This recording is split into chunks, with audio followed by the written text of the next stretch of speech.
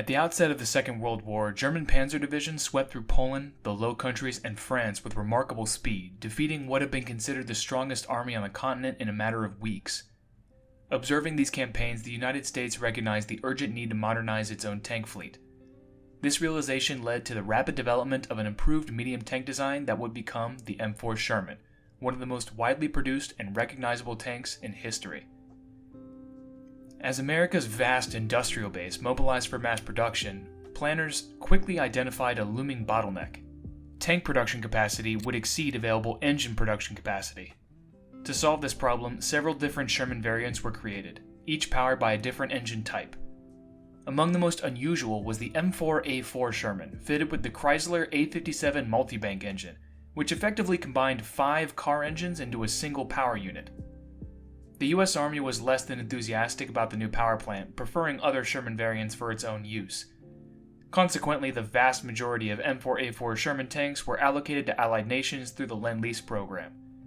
The principal recipient was the United Kingdom, where the vehicle was designated the Sherman V. From there, it was further issued to Commonwealth units and Free Polish forces, enabling the type to see service all over the world. After the Second World War, surplus Shermans, including the M4A4, continued to spread across the globe. Many were modernized and remained in frontline service for decades, with some upgraded variants still operating into the 90s, a testament to the durability and adaptability of the original Sherman design. So why not take one out for a spin? This Sherman video is sponsored by Sherman Commander, a game that combines first-person tank simulation with tactical RTS elements, creating a mechanized warfare experience unlike anything else. Sherman Commander puts you in charge of a platoon of M4 Sherman tanks during the European campaign. You can issue orders to your own crew as well as to surrounding armored and infantry units, and coordinate with them as you clear out the Huns from the European theater of operations. Support your infantry, avoid ambushes, and outmaneuver stronger opponents on dynamic maps with destructible environments and threats around every corner. Experience your tank as it really was, lumbering, powerful, but not invincible. The AI reacts to your moves, attempting to flank and pressure you, making every engagement a test of judgment and maneuver rather than reflex alone. If you've ever wanted to command a Sherman platoon the way it was meant to be commanded, now's your chance to prove myths wrong and show what really makes a war-winning tank. Sherman Commander has just been released on Steam, so you can check it out right now by following the link in the description. A big thank you to Iron Wolf Studio and Datalic Entertainment for sponsoring this video. And now, back to the story. After Germany's dramatic victory in France, American analysts reviewing combat reports from Europe grew increasingly concerned about the firepower of the Panzer IV, particularly its 75mm gun. In response, the US Army issued a requirement for a 75mm medium tank of their own, rendering the 37mm armed M2A1 medium obsolete. On June 13, 1940, the requirements for the new armament were laid out. Because a suitable turret capable of mounting the 75 was not yet ready, engineers adopted an interim solution: install the main gun in a hull-mounted sponson. The original 37mm was retained in a fully rotating turret above the hull, and this was topped off by an even smaller cupola turret armed with a Browning 30 caliber. The result was a distinctive multi-tiered silhouette that earned the tank its characteristic layered cake appearance. The urgency of the situation was such that the whole design was rushed in just 60 days, and the production was ordered before the design was even complete. On July 11, 1940, the tank was designated the medium M3. During the fall of France and the evacuation of Dunkirk, the British Army lost enormous quantities of equipment, including the bulk of its armored forces. With domestic industry unable to replace these losses quick enough, a British tank mission was dispatched to the United States in order to procure tanks and armored vehicles. At first, the British hoped to have their own designs produced in American factories. However, US officials were reluctant to commit industrial capacity to foreign vehicles, fearing that, should Britain fall, they might be left with incompatible tanks. The compromise was that only American designs would be manufactured, though the British would be permitted to request specific modifications. The United Kingdom subsequently ordered 685 modified M3 medium tanks, which were nicknamed Grants, and the Americans procured a similar number of M3 mediums in their original configuration, nicknamed Lees. The main difference between these two is that the Grant featured a redesigned, larger turret capable of housing the radio set, eliminating the need for a dedicated radio operator and reducing the crew from 7 to 6.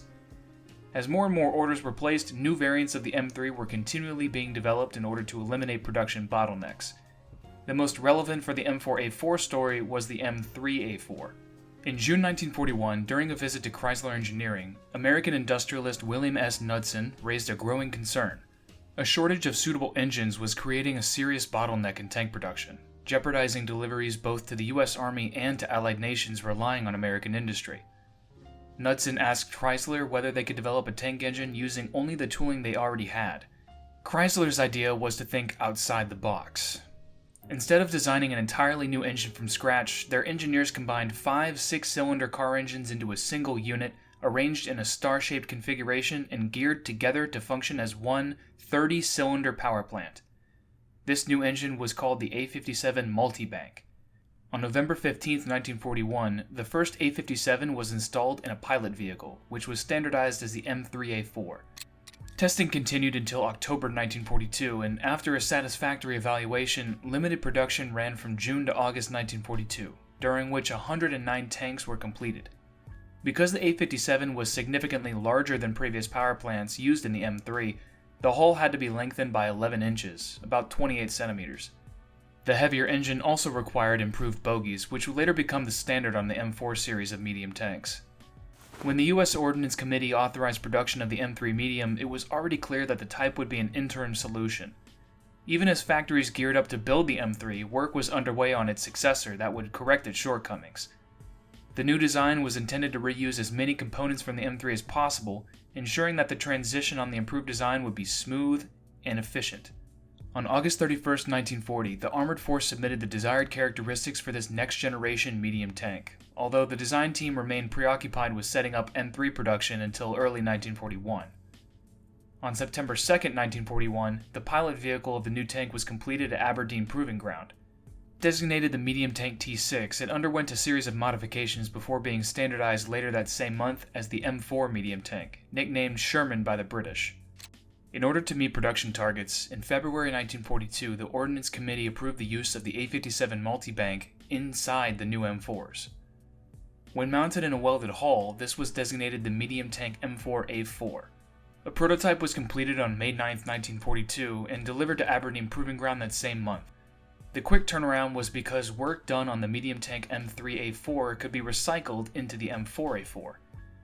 In fact, the M3A4 had been in testing for 3 months when the pilot M4A4 arrived at Aberdeen Proving Ground. Some of the lessons from tests done to the M3A4 could even be applied to the M4 because of their similarities, especially regarding the shared engine and powertrain. At Aberdeen, the M4A4 demonstrated a respectable top speed of 25 miles per hour, about 40 kilometers per hour. However, the A57 Multibank engine proved mechanically complex and maintenance-intensive. Some components were simplified during testing, but concerns about reliability and serviceability persisted. Subsequent comparative trials involving several M4A4 and M3A4 tanks concluded that vehicles powered by the A57 engine were less than ideal for combat service. The Multibank engine was widely regarded as the worst of the available Sherman power plants, leading to recommendations that its production eventually be discontinued in favor of other models. Production of the M4A4 began in July 1942 alongside the M3. Both types were manufactured concurrently until August 3, 1942, when the assembly line shifted entirely to Sherman production, with the first M4A4 rolling off the line immediately after Chrysler's final M3. Numerous changes would be introduced over the course of production. Initially, M4A4 mediums were produced with direct vision driver's hoods. In November 1942, this was replaced with the later style solid cast one with a periscope housing. Additionally, a shield was added to the coaxial machine gun, a new drive sprocket was introduced, welded spoke road wheels were swapped with pressed metal ones, the M34 gun mount was changed for the M34A1 mount, and extra armor was added to cover the ammunition and driver hoods. The last 200 M4A4 tanks produced had 2-inch smoke mortars. In total, 7,500 M4A4 tanks were produced, give or take one. The M4A4 medium tank's hull shared a lot of features with the M4A3 medium tank, including a welded hull and cast driver's hoods with integrally cast welding flanges at the bottom. Early production vehicles featured direct vision slots in the driver's hoods, but these quickly proved to be ballistic weak points and were subsequently plated over to improve protection. Later production replaced the original castings entirely with periscope-equipped hoods. While all M4A4 mediums were manufactured with a 3-piece transmission cover, it could later be replaced with a cast transmission cover. The M4A4 hull included lifting eyes, headlights, a hull machine gun, siren, and track guards. The front also featured a secondary antenna bracket, which was only used in command tanks and conversions that dispensed with the turret. All turrets on the M4A4 mediums were low bustle and cast with 7 or 8 openings. These were for the commander's cupola, the gun, sighting equipment, a ventilator, and a radio antenna. The right rear side of the turret had a pistol port which could be used to load ammunition. This was later removed due to problems with the locking device and because it was a ballistic weak point. The rear of the turret housed a radio, for which there was a housing on the top rear of the turret. The turret was equipped with a turret basket with seats for the crew. The M4A4 had a crew of 5: commander, gunner, loader, driver, and assistant driver. The assistant driver manned the bow machine gun. As mentioned before, the considerable size of the Chrysler A57 30-cylinder gasoline multibank engine meant the M4A4's hull had to be lengthened by 11 inches compared to other M4 Shermans. The engine's dimensions also required a distinctive raised section on the engine deck, creating a noticeable bulge that extended into the hull rear and underside. The rear of the tank had 2 access doors for the engine with the exhaust above them. The tank could, for short periods, reach a maximum speed of 25 miles per hour, 40 kilometers per hour, and had a cruising range of approximately 100 miles, 160 kilometers. Like the other early Shermans, it used a front-mounted drive sprocket and rode on vertical volute spring suspension bogies. Armament consisted of the 75mm gun M3, mounted in either an M34 or M34A1 gun mount, accompanied by a coaxial 30 caliber M1919A4 machine gun. A second 30 caliber machine gun was installed in the hull ball mount, and a 50 caliber M2 heavy machine gun could be fitted to the commander's cupola. The vehicle carried 97 rounds of 75mm, 300 rounds for the 50 cal, and approximately 4,750 rounds of 30 caliber ammunition. Visually, the easiest ways to distinguish an M4A4 from other Sherman variants are the extended hull length, noticeable in the wider spacing between the road wheels, the prominent engine deck bulge, and by looking at the driver's hoods. The M4A4 medium tank saw little service with the US, mostly for training. Around 1,160 of these American-operated M4A4s would later be rebuilt by the Chrysler Defense Arsenal and were given to other countries through the Lend-Lease program. One of the few American tank units to take the M4A4 into combat was the relatively obscure 1st Provisional Tank Battalion, commanded by Colonel Rothwell H. Brown. Activated on October 1, 1943 in Ramgarh, India, the unit consisted of 230 American soldiers serving alongside roughly 1,800 Chinese troops. It was equipped with M3 Stuarts as well as 126 M4A4 tanks, which were reverse Lend-Leased by the British. Their objective was to assist in the liberation of Burma from Japanese forces.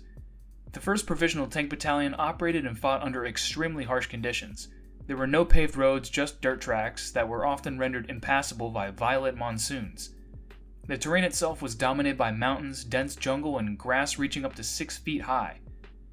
All while crews faced constant threats from dangerous wildlife and tropical diseases. At the end of the war, the battalion's remaining equipment, including its tanks, was transferred to Chinese forces. In August 1943, the U.S. Army had activated the 6,617th Engineer Mine Clearance Company.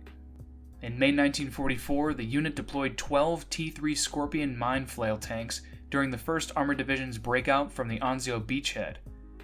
Afterward, the unit began using M4A4 tanks fitted with dozer blades, which were probably supplied to them by the British. These vehicles also featured locally modified dozer-based mine plows.